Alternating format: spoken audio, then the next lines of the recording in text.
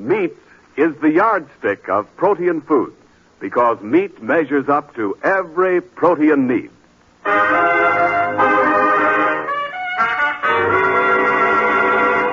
The American Meat Institute presents The Life of Riley, a half hour with radio's newest and friendliest family, and starring William Bendix as Riley.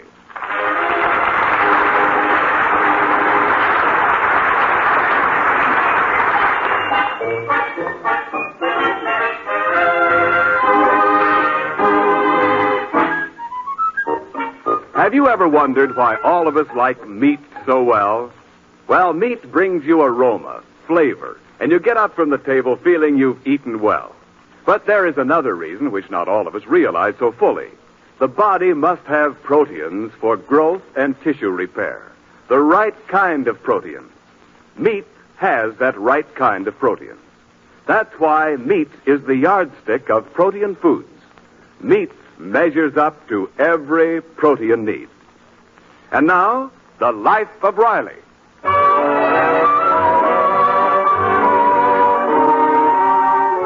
The Life of Riley. A life in which a calm usually precedes a storm. Bear that in mind as we drop in on the Rileys now, sitting serenely about their kitchen table, enjoying the great Sunday morning institution of late breakfast with a Sunday paper on the side. Junior, may I have the funnies now? No, I ain't through, Babs. Junior, answer your sister politely. No, thank you, I ain't through. Well, I guess it's all up with Superman now. Why? He just changed from Clark Kent to Superman and forgot to take off his glasses. Oh. Well, this is awful. What's the matter, Uncle Baxter? Bad news on the financial page? Yes, the Treasury Department reports that there is a serious shortage of $10,000 bills. You don't say. To tell the truth, I ain't noticed it lately, but since I know you, Uncle Baxter, I've been having a shortage of $1 bills. Now, Riley, Uncle Baxter will pay us anything he borrows when he finds work. Won't you, Uncle Baxter? Indeed, I will, my dear niece. Everyone knows I've tried to secure employment. After all, there's a depression. The only depression today is in your mattress. Boy, that Superman's terrific. He took off his glasses just in time, and with his X-ray eyes, he can find anything. If I was writing Superman, I'd know how to stump him. First, I'd have Superman marry Superwoman. Then I'd have them have 3 super babies. Then I'd bring the super family to Los Angeles, and then let them try and find a vacant apartment. What an imagination, Daddy. You ought to write stories. Yeah, I got an idea for a story right now. It's a fairy story, kind of. What's the plot? Well, once upon a time, there was a family consisting of people. There was a man who worked in a war plant and his wife, and they had 2 kids. Just like us? Yeah, exactly like us. So this family had a nice little house, see? Only they got one room in this house they daren't go into. Oh, like Bluebeard? Gosh, is it a haunted room, Pop? Why, Uncle Baxter. I begin to suspect that this mad yarn is directed at me. Uncle Baxter, am I calling you a wolf? A wolf only comes as far as outside the door. But if the shoe's pinched, take 'em off. They're my new ones. Oh, Riley. Riley, innuendo is a cruel and callous blade with which to stab a foe. I shall go now to my room and prepare to leave. Oh, now, Uncle Baxter. I shall pack immediately after lunch and leave immediately after dinner. Tomorrow.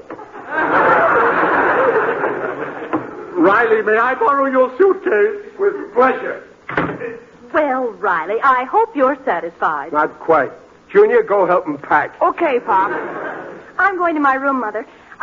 If Uncle Baxter did leave, could I have his room? It's bigger than mine. Babs, you got a nice room now. Anyway, my head's all made up what to do with Baxter's room, if I ever get it empty.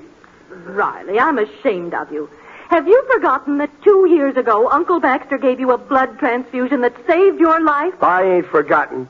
All I know is that since I'm using Baxter's blood, I don't have to swat mosquitoes anymore. They just bite me and drop dead. Now, you know you wouldn't let Uncle Baxter leave here No. with no job and no home to go to. Oh, Peg, this is for his own sake. If I make him hit the road, he'll have to get a job. There's plenty of jobs open for guys who want to work. Besides, I could sure use his room.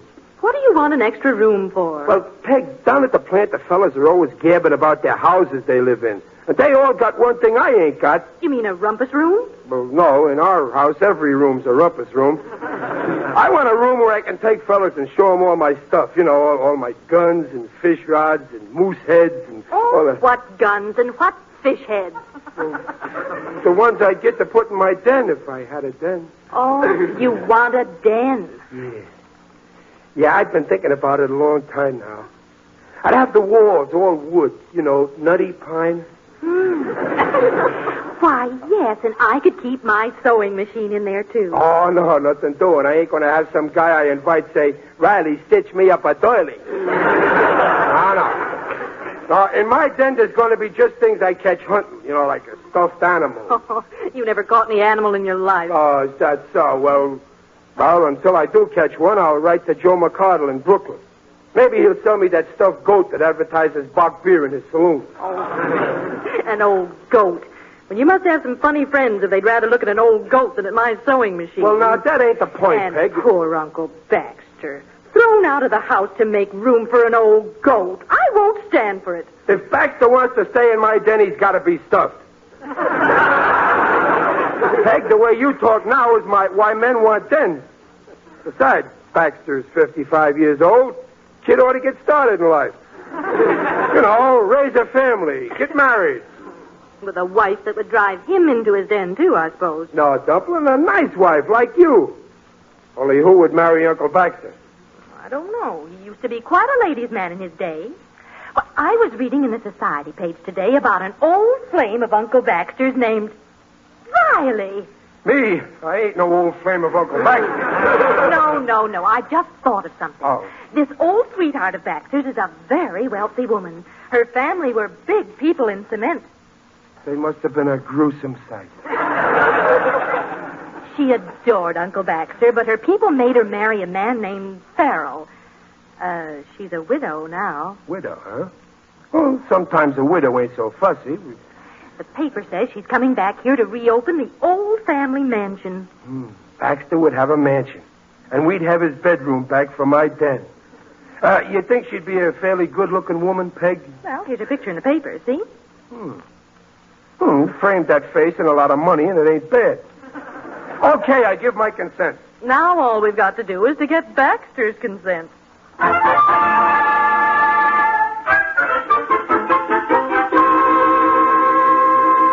And you know, Uncle Baxter, the minute I saw her name in the paper, I said, why, that's the woman who was so crazy about Uncle Baxter. Ah, yes, dear little Julia. She had all the qualifications that a bride should have. She had money. She still has a very nice smile, hasn't she? And she still has money. Uncle Baxter, I have a lovely idea. Why not give Julia a surprise? Why not call her up? Oh, no. Why rake over the ashes of an old love? Speaking of ashes, here's an ad in the paper where a fellow will sell an ashtray made of an alligator's lower jaw that would look good in a man's den. Uncle Baxter, I'll bet Julia would love to hear from you. You think so, really? I've aged a bit since my Harvard days, you know. Oh, why, that touch of gray at your temples makes you look like a movie actor, doesn't it, Riley? Yeah, if I was a wave, you would be my pinup boy. Say, here's an ad where a man will sell a headhunter's head. Just what I need for my den. Dear, when I think of that poor Julia alone in a beautiful mansion with no one to talk to. Yes, I suppose her house has a nice bar. Here's a man got a couple of pillars to sell stuffed with pine needles. Just the aroma I'm looking for. It'll go good with the goat. Riley, will you put down that paper and talk to Uncle Baxter? Oh, well, okay. Now, Baxter, about this goat, this widow. Why don't you call her up like Peg says? Oh, but it might lead to renewed romance, even matrimony. Oh, no, I'll end my days with you. I couldn't leave you two children to face life alone. Don't worry, Uncle Baxter. We'll muddle through. Uncle Baxter, I think you'd be very happy with a nice wife like Mrs. Farrell. Oh, go on, Uncle Baxter. Call her up. Give her a thrill. You know, I think I shall. Yeah. I'll make an appointment to call on Julia at her palatial home. Attaboy. But I warn you, Riley, Julia may steal me away from you. Well, sure she will, Uncle Baxter. And I want you to be the first to congratulate me.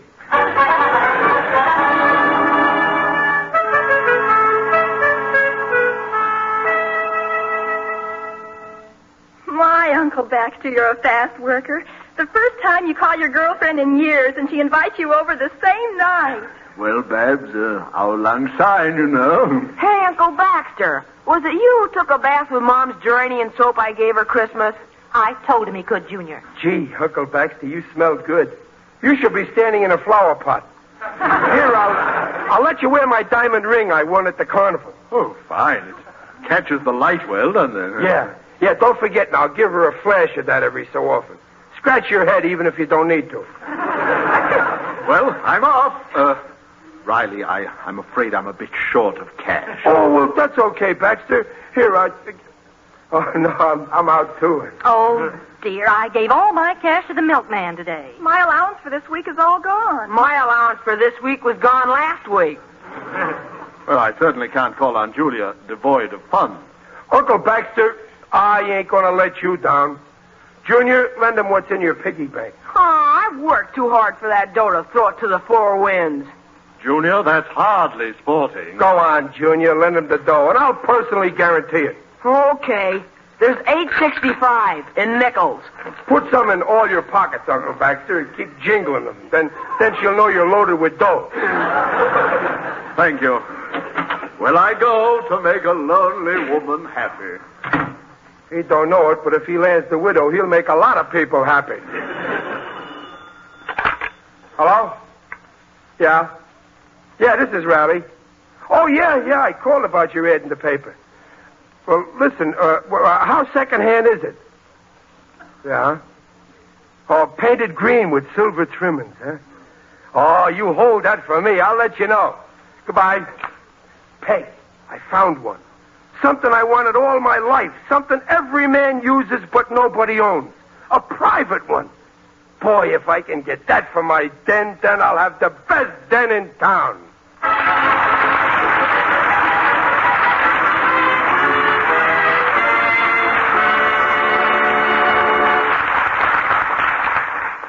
And now, while we're waiting to see if Baxter lands the widow and Riley gets his den, this is Ken Niles with a question. Have you ever driven over a bridge and marveled at the tremendous loads it could carry? Yes, any bridge must have amazing strength built into it to sustain its burden day after day, year after year. Your meat industry is a bridge over which flows the meat of this country, from farms to homes and to war. Let's see what kind of a load it is called upon to carry. 35 billion pounds since Pearl Harbor. Well, how much is that? You know what a sensational job of meeting wartime needs the shipbuilders have done. Ships are usually measured in tons, but to make a comparison, let's talk about them in pounds. In the 2 years after Pearl Harbor, this country produced 54 billion pounds of cargo ships. It will probably surprise you to know that during the same period, the meatpacking industry produced almost 2/3 as much meat, 35 billion pounds in all. To get that meat from where it was produced to where it was needed, to put it on the home tables of our workers and our allies and into the mess kits of our fighters, has been the responsibility of your meatpacking industry. With fewer workers, with more meat to handle, it has met this great emergency with the capacity and efficiency built up over the years. Yes, the bridge which your meat industry has built in peacetime has proved itself strong enough to serve the nation well under the urgent demands of war.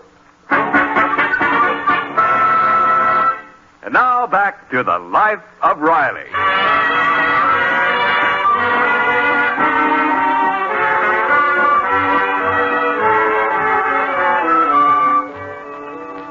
We left the Rileys just as Uncle Baxter was setting out to renew his acquaintance with an old and very well-to-do sweetheart. Riley was anticipating the purchase of a mysterious article for his den. A few days have passed, and we find Riley and Peg in Baxter's bedroom still discussing the same two topics. Well, 3 days Baxter's been wooing the widow, and she ain't said yes yet. But he's really trying, dear. Yeah. They must have seen every show in town and eaten every high-class joint. Set me back plenty. But it'll be worth it if the nuptials come off. Peg, I'm getting one thing for my den that'll knock your eye out. Must be a pool cue. No. Terrific. And I'm going to put it right here in the middle of the room. Then I got an oriental brass cuspidor that goes over this spot in the rug where Baxter spilt the hair tonic. So, you know, I think the nap is growing. Yes, dear. Riley, Peg. Hey, Baxter, what's the score? Did you ask you yet? Where you going for your honeymoon? My dear children, I have news for you. Wait a minute, Baxter. What's the idea of wearing my new blue suit? What? Oh, that can't be your suit, dear. It fits Uncle Baxter too well. Well, to be frank, it is Riley's suit. I had it altered for me. You had my suit altered to not fit me? To be serene, Riley, count your blessings. Julia likes me in this suit. Hey, what's that in your hand? My picture off the mantel. And yours is up in its place. I can explain, my dear nephew. And what's that in your other hand? My name off in the mailbox. Say, what are you trying to do? Make me inconspicuous? I can explain, Riley. You put my picture back. As long as I cough up the rent and other people live here free, they gotta look at my mug. That's the price they pay. Riley, you see, Julia, my fiancée-to-be, is coming here tonight. And I was forced to put my name and picture in place of yours. Why? Well, you see, somehow, Julia got the impression that I was a banker and that I owned this house. I don't know how. You don't know how. It couldn't be you gave her a little hint, could it? Like Julia, I'm a banker and I own the house. Why, I have to keep up an appearance of well-being, Riley. But if she thinks that this is your house, what will she think we're doing here? I can explain that also. This better be good. Somehow Julia also gained the impression that you were my, poor relation. Oh, Uncle Baxter. So we're poor relations, huh? Well, the minute that Mrs. Farrell walks in here, I'll tell her. No, I won't tell her anything. Thank you, Riley. I'll just show her my income tax where it says you're listed in 3 places. Chief dependent, bad debts, and depreciation. You living here has lowered property values. Riley, we can go through with this idea just for one night. Of course, Riley, if you don't want me to marry Julia and leave your home. Wait a minute. Hello? Yeah? What?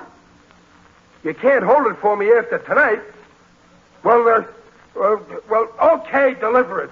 Goodbye. I gotta have it for my den. Okay, Baxter, just for tonight. While Mrs. Farrell is around, you're the boss. But I'll be watching to see you do your stuff. So think up how to pop the $64 question and get yes for an answer.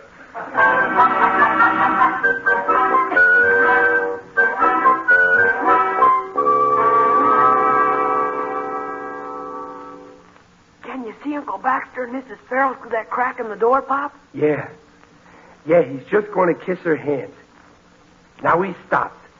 He's appraising her ring. Look out, here comes Mom with some dishes. Oh, Julia likes the dinner, Riley. My, she's got lovely clothes, hasn't she? Yeah, Baxter looks good in my suit, too.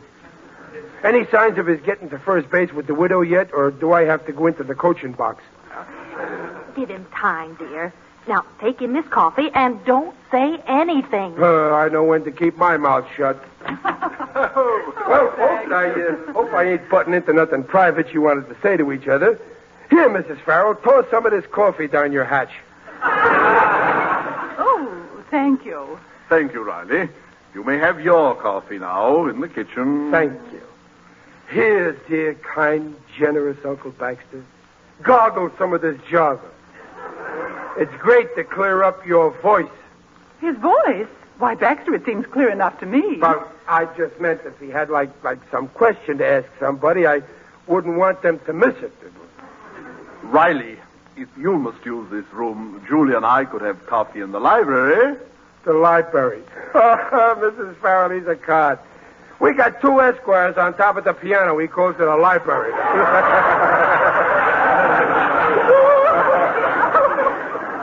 Riley, if you're not very careful, I'm afraid I'll have to cancel your plans for that den you wanted. You understand? Why, Baxter, are you building a den for your nephew? How nice of you. Oh, it's nothing. Mrs. Farrell, he's always doing things for me. Tomorrow he's giving me that suit he's wearing. Of course, I may have to get altered to fit it. Boy, I'm going to have a nifty den. Look, I already got this fishing rod here for it. Riley, perhaps Peg wants you in the kitchen. Oh, the last time I fished was on our yacht. The day I lost Alonzo. What's Alonzo? One of them big barracudas? Alonzo was my late husband. Oh, sorry. Fishing reminds me of dear old Bertie Holloway. Great game fisherman, Bertie, huh? Yes, he was an expert dry fly caster. I'm strictly a wet clam man myself. Whatever became of good old Bertie, Julia? Did he marry the Vander girl? Oh, no, Baxter. He waited too long. Poor Bertie. Probably too slow on his feet. Sat around guzzling coffee instead of popping the question, maybe. Uncle Baxter? But why does Riley keep winking, Baxter? Some nervous trouble? Yeah, I'm nervous today. I'm as nervous as a bridegroom. Riley, someone wants you in the kitchen. Who does? I do. Oh, yeah, I get it. Two's company, three's a crowd. Well, see you in church. Riley!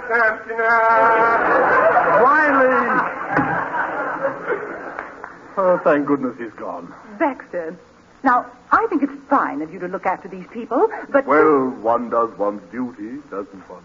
Yes, but you mustn't humor them too far. It spoils them. A den for Riley, trout rods. Why doesn't that shiftless man get a job? Oh, it's no use, Julia. Many's the time Riley and I have had heated words on the subject of going to work.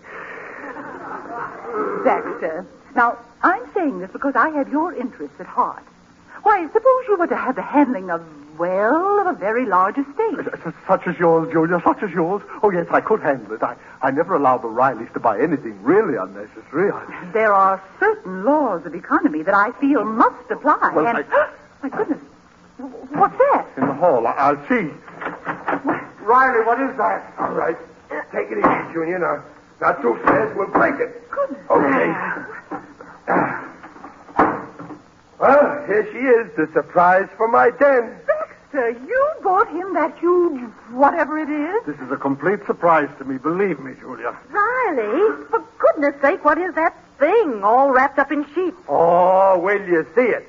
Nobody's got one of these in his den but me. When I get it, then. Well, let's see it, Pop. Come on. All right.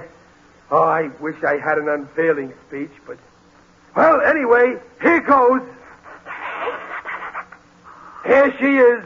A genuine old-time barber chair. Shaving, a haircut, shampoo. Why, Baxter, this is fantastic. Riley, what do you want with an old barber chair? Well, Peg, do you know who once sat in this chair? John L. Sullivan. Right before he lost the title. He got shaved in this chair, and then Corbett clipped him. Oh, gee, Pop, it's keen. Yeah. Look at all the different angles you can get. Yeah, go on, sit in it, Mrs. Farrell. Oh, no, thanks. Hey, Pop, let me push him up. No, leave it low, Junior. Boy, it's slick. I can lay back in it and read while I shave myself with my electric razor. Julia, perhaps I'd better take you home. No, wait a minute. I want Mrs. Farrell to have the honor to be the first one to sit in my barber chair. Oh, no, thank you, but really... Oh, come on, be a sport. Here, I'll help you. Well, if you insist. Riley, I implore Here, you. stop it. Oop-a-daisy! My, I've had some odd experiences, but... Julia, I entreat you. Relax, Mrs. Farrell. Now lean back. Go on, lean back.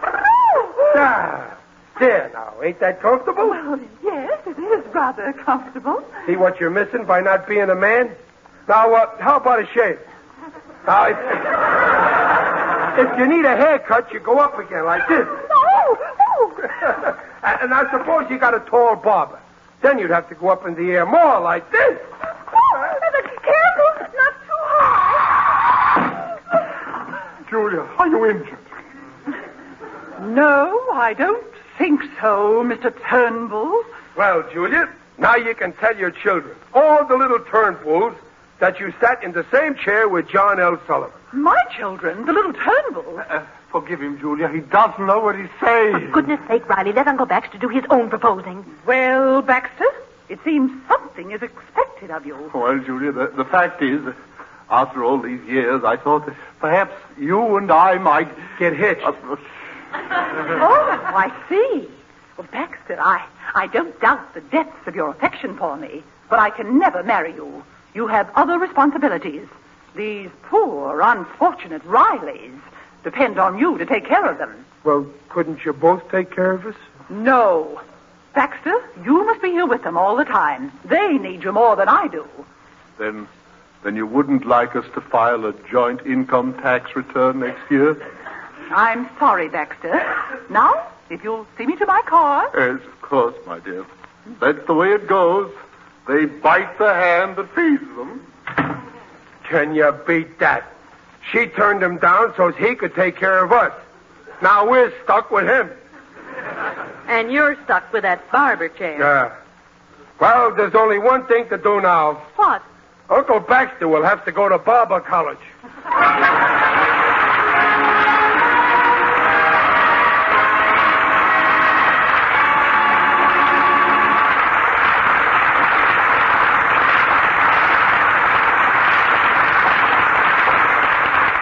The Rileys will be back in just a moment.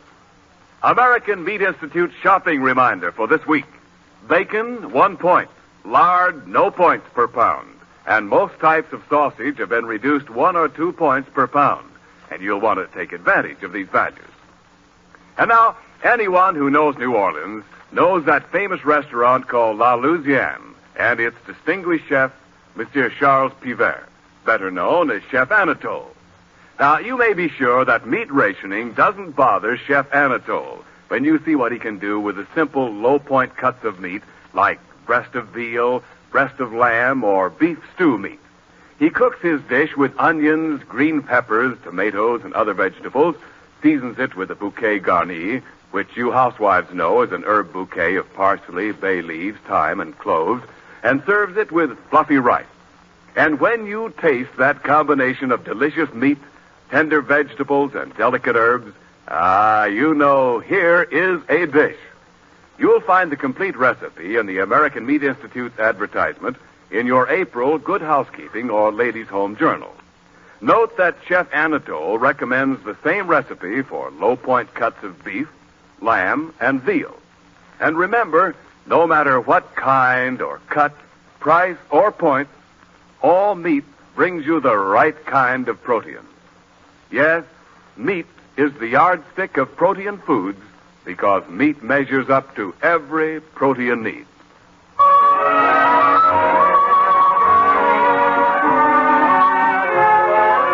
All statements regarding the nutritional value of meat made on this program are accepted by the Council on Foods and Nutrition of the American Medical Association.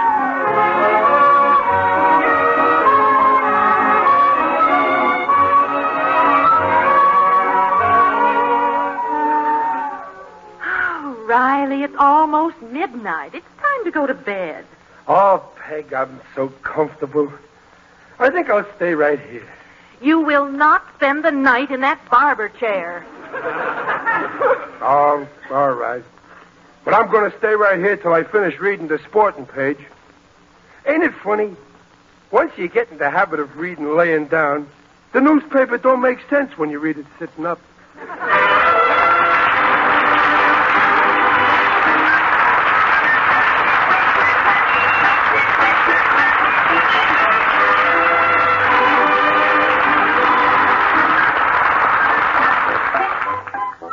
The Life of Riley, starring William Bendix and sponsored by the American Meat Institute, will be back next week at this same time.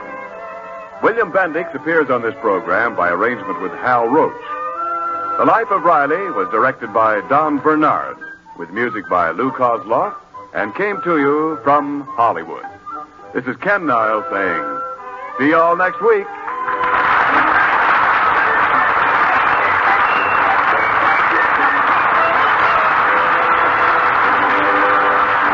This is the Blue Network. WENR at your service, Chicago 54.